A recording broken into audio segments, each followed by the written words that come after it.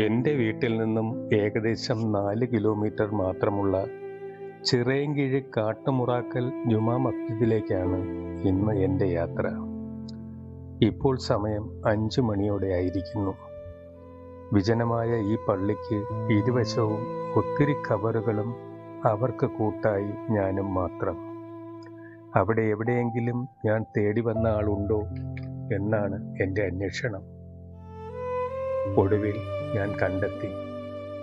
അതെ, മലയാള സിനിമയെ സ്നേഹിക്കുന്ന ഏതൊരു കേരളീയൻ്റെയും ഹൃദയത്തിൽ ഇന്നും ജ്വലിക്കുന്ന പേരാണ് ശ്രീ പ്രേം നസീർ. അതെ, നമ്മുടെ എക്കാലത്തെയും നിത്യഹരിത നായകൻ. 1927 ഏപ്രിൽ 7 ജനിച്ച അദ്ദേഹം മലയാള സിനിമയുടെ ചരിത്രത്തിൽ ഒരിക്കലും മായാത്ത അധ്യായമാണ്. 600-ൽ അധികം സിനിമകളിൽ നായകനായി അഭിനയിച്ച് ലോക റെക്കോർഡ് സ്വന്തമാക്കിയ അദ്ദേഹത്തിൻ്റെ പുഞ്ചിരിയും സൗമ്യമായ പെരുമാറ്റവും ഇന്നും മലയാളികളുടെ മനസ്സിൽ നിറഞ്ഞു നിൽക്കുന്നു.